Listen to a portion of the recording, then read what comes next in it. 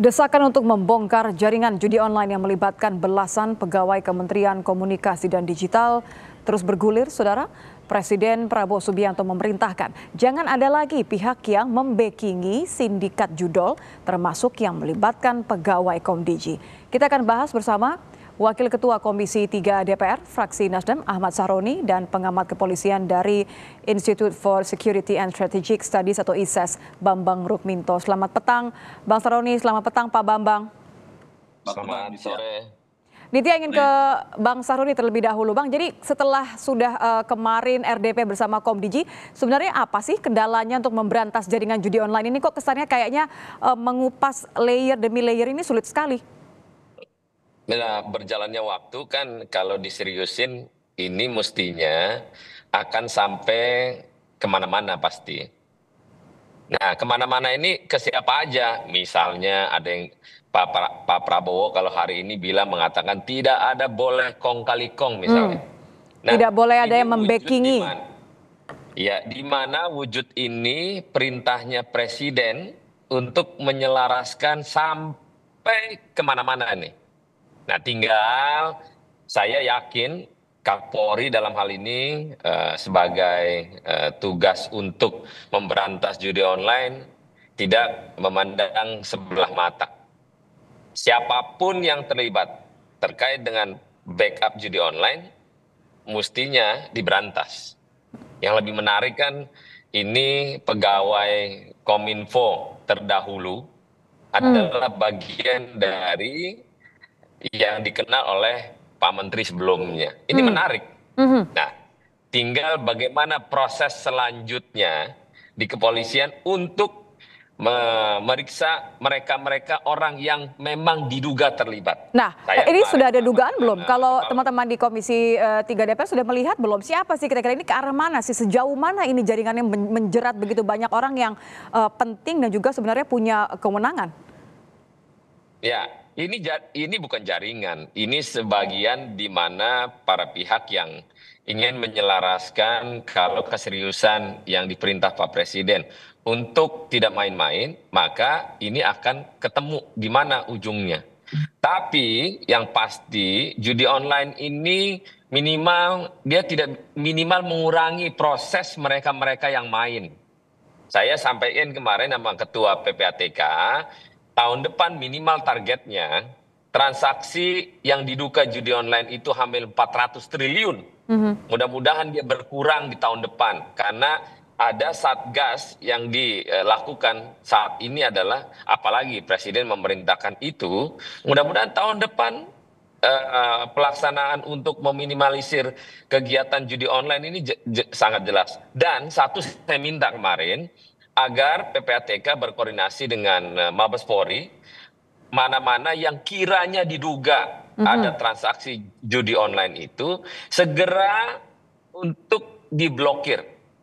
Kenapa? Kalau dugaan yang disangkakan oleh mereka yang bertransaksi judi online, kiranya bekerja sama dengan Mabes Polri untuk segera memblokir mereka-mereka yang melaksanakan transaksi itu.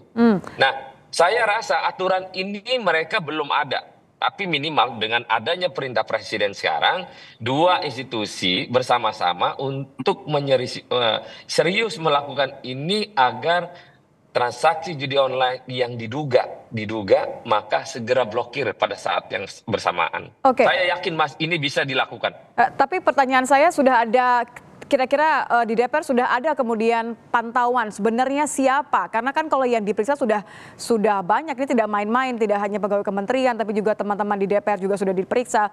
Dari pantauan Anda juga, siapa saja sebenarnya? Ya, mungkin ya teman-teman DPR ini kan sebelumnya pada posisi ketidaktahuan. Mungkin juga tahu tapi pura-pura nggak tahu, tapi kan ini kalau sudah mencuat ke publik maka harus diperiksa semua pihak agar terjadi transparansi. Nah, kita berharap dalam proses ini ke depan dalam waktu seminggu atau sebulan ke depan titik terangnya sudah ada, dan tahun depan minimal transaksi judi online di Republik ini berkurang tajam atas sikap-sikap tegas pemerintah, sikap tegas Mabes Polri dalam hal ini. Demikian. Bicara soal sikap tegas, saya ke Pak Bambang. Pak, ini kan sebenarnya Satgas Judi Online sudah dibentuk dari masanya Pak Jokowi ya. Kalau Anda melihat apa sebenarnya kendala kepolisian untuk mengurai lagi-lagi tadi? Oke lah ini kemana-mana, tapi apa sih sebenarnya kendalanya? Terkait dengan kemampuan kepolisian, saya rasa tidak ada kendala ya. Ini problemnya hanya pada soal kemauan dari kepolisian. Kemauan ini terkait dengan integritas dan profesionalisme kawan-kawan di kepolisian. Apakah mau membongkar jaringan judi online ini atau tidak? Kenapa sampai ada dugaan tidak mau, Pak? Ya, karena terkait dengan isu judi online ini kan sudah bertahun-tahun ya. 2 tahun yang lalu misalnya ketika kasus Verdi Sambo muncul isu konsorsium 303, tapi lepas lagi. Kemudian kemarin Presiden Jokowi juga memerintahkan untuk membuat Satgas Judi Online. Faktanya kan hanya sekedar tabuhan genderang perang saja gitu, tanpa ada perang yang sebenarnya gitu.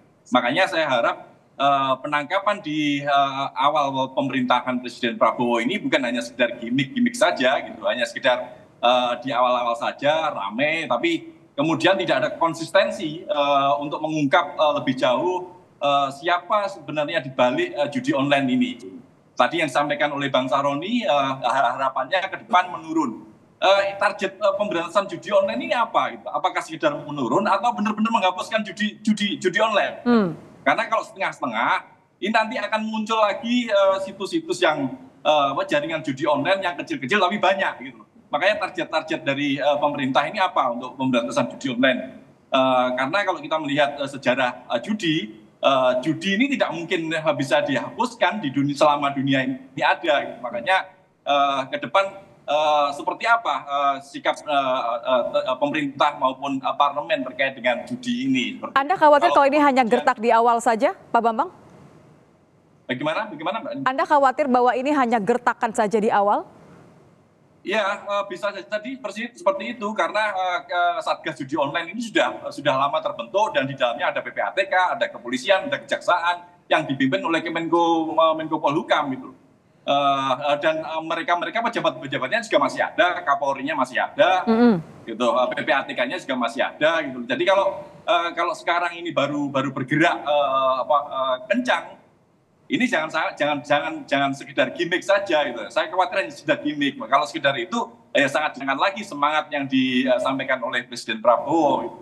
Kita berharap ini akan dituntaskan dan menjaring para bandar dan otak dari judi online ini dan lebih jauh lagi kalau bisa juga terkait informasi yang disampaikan PPATK kemana uang judi online ini mengalir.